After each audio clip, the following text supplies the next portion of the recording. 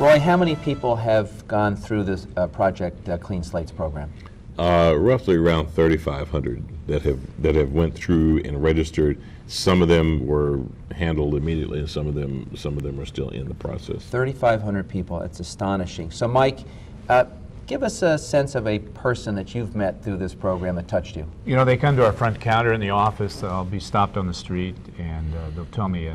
Actually, I had a woman grab me on the street and wanted to shake my hand and wanted to hug me and say thank you. My daughter has a job now. Yeah. You know what she did, and she got all mixed up. She was on drugs, and we cleaned her up, and we got rid of her fines, and she said, now I see my grandchildren.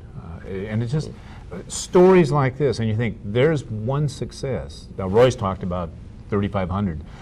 We get people all the time coming saying, can you help? We get employers will call.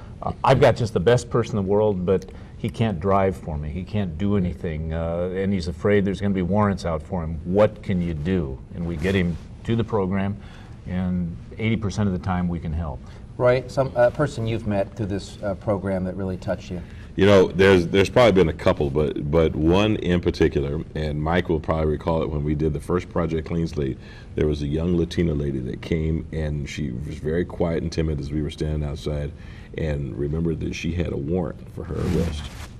I ran into this lady. I was at a hotel, and I couldn't remember who she was, because you see so many, and she went through the process, got it all handled thing, and she was, you know, she just came. Her English was very limited, but she kept saying gracias and thank you, and she reminded me who she was, and she had a warrant for 6 or 7 years, and it was something minor. It was, you know, failure to appear, but somebody had told her that, you know, the federales would come and get her and things of that nature, and Mike took her over to the side, and we had a special section for folks that had outstanding warrants, and she was very grateful.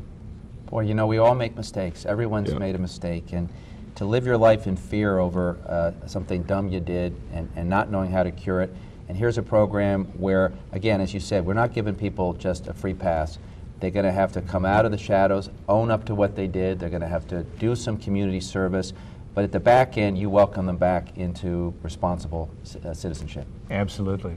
You know, the good news about this program has traveled down to Salem. And last month, the governor signed a bill, and now you have some state funding, which is a tremendous accomplishment. Tell us about that, Roy. House Bill 3054, which was authored by Chip Shields. Represents a state rep from Northeast Portland. Went through the process, and it's, you know, for those people that are familiar with how government works down there, it's a long process. What somebody told me one time, you never want to see sausage or laws being made. That's right. So, but we went through the entire process, and at the end, we were able to come out with what I call starter money in order to keep this program going, and Governor Kulongoski signed the bill. $275,000, which allows you to put this on some kind of permanent footing. Yeah. And then, Mike, you are part of a national association of attorneys, of district attorneys. So this program's a success in Portland. It may spread to other parts of Oregon. Is this potentially a national model? I think absolutely. We've had a number of requests from other DA's office saying we've heard something about it. Roy is great with the national media, and they've read a little. Really, he's so shy and retiring. I never got the sense. That's what I've noticed about my brother here. But we've had a number of requests will come in, and we send them the packet of information. You'll get calls, and they'll say, what's your eligibility? How do you get started?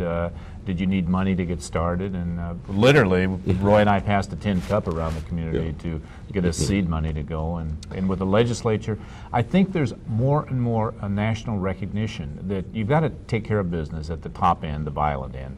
But at the other end, people do make mistakes. They should be accountable, but it shouldn't be fatal with regard to employment, education, health care, getting on with their life. That's refreshing to hear that from a law enforcement official, that we know how to lock people up, but we're not as good at learning how to re-enter, how to help people re-enter and live productive lives, and that's what this is about. But let me tell you why this is so significant, and I know that he's very modest about it.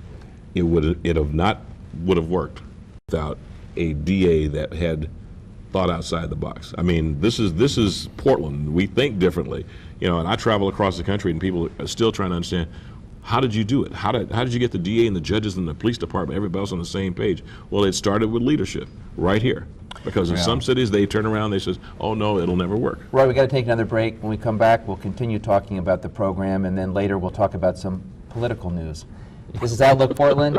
Please stay tuned. Okay. Roy, I was struck recently in a national publication, Fortune Small Business, which is part of the Fortune magazine family, ran a feature on Project Clean Slate.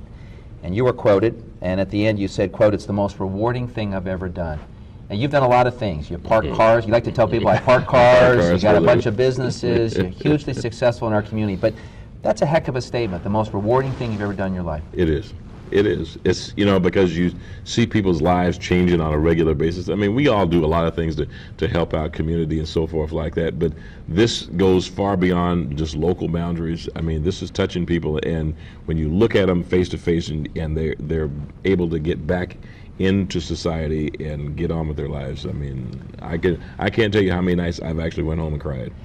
You got a website. Where can people get additional information? www.projectcleanslate.com. And Mike, can they contact your office to get information as well? Right. Okay, we'll put that up as well.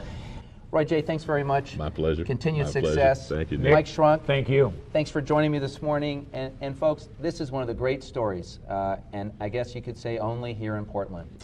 My thanks to Roy J. and Mike Schrunk, and thank you for watching this morning. I'll see you next week.